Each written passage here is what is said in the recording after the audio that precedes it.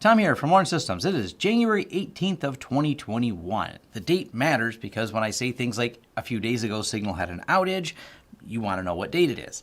Now, the outage was interesting because basically WhatsApp changed their privacy settings. The world started looking for something more privacy oriented, and Elon tweeted that Signal was that solution.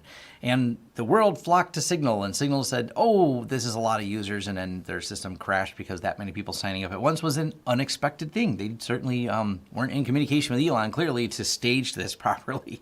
Therefore, that outage brought people also asking me questions and lots of questions just on my old Signal video because a lot of comments saying Elon brought me here, which I thought was amusing. But let's talk about Telegram as well, because the next problem that came up is people keep asking me about Telegram, and I was critical of Telegram a few years ago. I'm still, 2 years later, not a Telegram user. I'm still critical of the way they do things, but I'm not saying not to use them, and I bring that up because it's not like you can't use both of these applications. One of the first challenges with applications like this and any of the messaging apps is where are your friends and the people you want to communicate with? You can use Signal and preach about it, about how great it is, but if you don't have friends using it, you're kind of lonely on there, and you'll go back to whatever apps that you communicate with them on or become disconnected from them. This challenge is what it is. I also bring this up because there's going to be a bunch of whatabouts down below. They're going to say, Tom, what about Threema? What about Riot? What about Matrix? What about Rocket Chat? And the list will go on and on.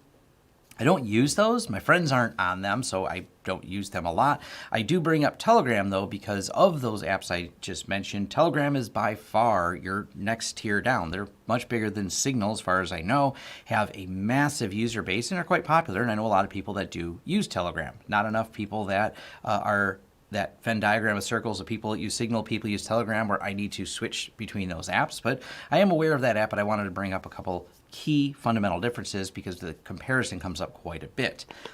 And there was this Reddit post that I thought just did a great job of this to get us kicked off. And let's expand to the whole thing right here. And I'll leave a link to all this down below. But Signal, and this was done with iOS, which actually has really nice privacy settings listings here. Better than I could find in the way Android lays this out. But data not linked to you, Signal. They're not really, tying data to you or really asking much in terms of permissions. WhatsApp asked for quite a bit, and of course the privacy changes are what led to all this controversy. Messenger, which is Facebook Messenger, is asking for, well, I think probably everything they possibly can, maybe even, they're asking as much as they can get away with.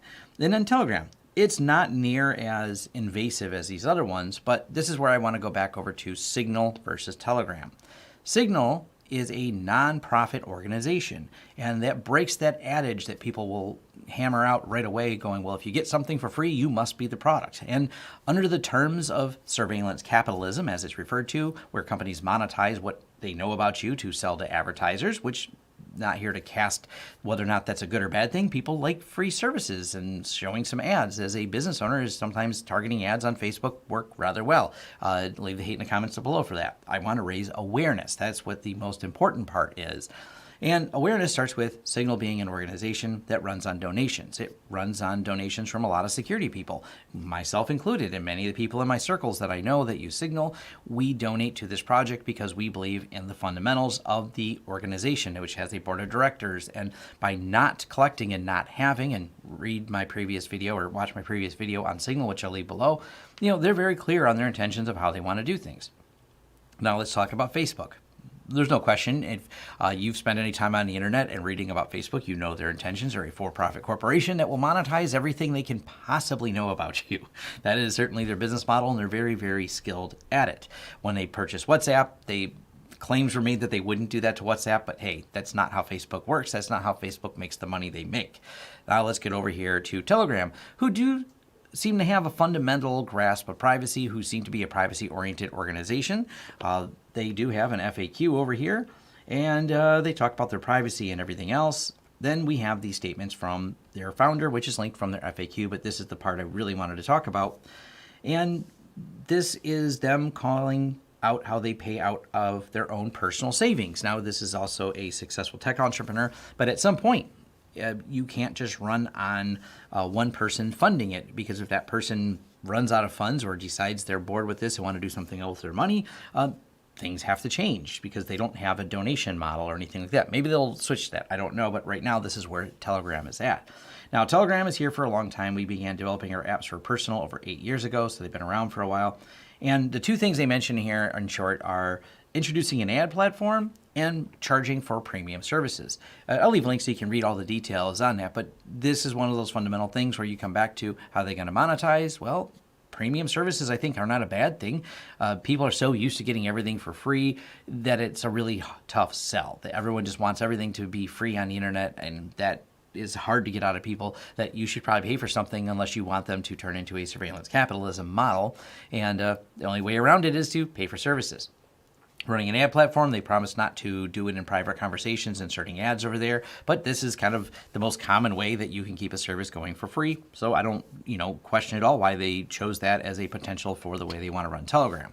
Now, I'll leave links so you can do all your reading on this, but the last little fundamental thing I really need to hammer home is the tyranny of the default. And what that means is, my tech-savvy audience watching this right now may have heard that statement before by Steve Gibson, and yes, most people leave things at the default. The tech-savvy people and you are going, well, I always change the default settings. That's fine. If you've engaged with the users, the general masses who use a product, they're going to leave everything at default.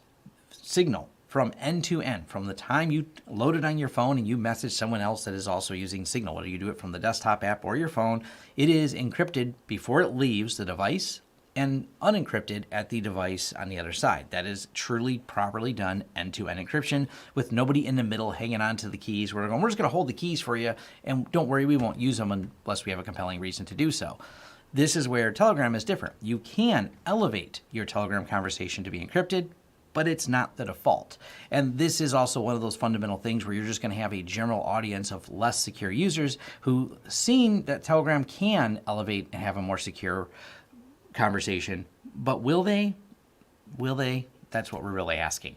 I know you can, but that doesn't necessarily mean you shouldn't use Telegram. Maybe you're someone who's more tech savvy who has no problem changing that. Maybe you have a lot of friends on it and you want to use it and you like some of the other features, because Telegram, yes, I'm aware, has many more features than Signal, including things like being able to share your location and find other Telegram users near you, which was recently kind of an interesting one I dug into when people were spoofing it to find people on Telegram. Then that discussion I seen over on Twitter was rather interesting. It's not hard to do. You just change your GPS location and lie to the application. But either way, kind of neat that they have that in there. They have very large public chat rooms. This is not something Signal is really designed for. It's more of a one-to-one or one-to-a-few communication app. I know it does scale a little higher than that, but it's not in the same way that Telegram does. Telegram's trying to, in some ways, it feels a little bit more like when you look at their website, be more of a social application and things like that. I do like the little dancing and juggling ducks they have on here. But, this is different business models, and just as long as you're aware of each one, you're aware how these companies use the data, that's what matters to me. Last thing I'm going to mention, I have done a video before on Keybase. Unfortunately, Zoom purchased Keybase, and I was really hoping someone else would grab and run with the project, and maybe like they would splinter it off and turn it into something, or maybe the Signal Foundation would, something along those lines would happen, but so far nothing's happened. So for those asking about Keybase, I had the greatest of hopes for it. It was a wonderful platform, but unfortunately since Zoom bought it, nothing's really happened on Keybase. That one's dead. So sorry for those of you that liked it, because I was definitely among them that loved every feature they put in there. But unfortunately, I don't really have much faith in that application, because I don't think there's been much at all happen with it since Zoom bought it. All right, I'll leave links to everything I talked about down below, and thanks. And thank you for making it to the end of the video. If you like this video, please give it a thumbs up. If you'd like to see more content from the channel, hit the subscribe button and hit the bell icon if you'd like YouTube to notify you when new videos come out. If you'd like to hire us, head over to lawrencesystems.com, fill out our contact page, and let us know what we can help you with and what projects you'd like us to work together on. If you want to carry on the discussion, head over to forums.lawrencesystems.com, where we can carry on the discussion about this video, other videos, or other tech topics in general. Even suggestions for new videos, they're accepted right there on our forums, which are free.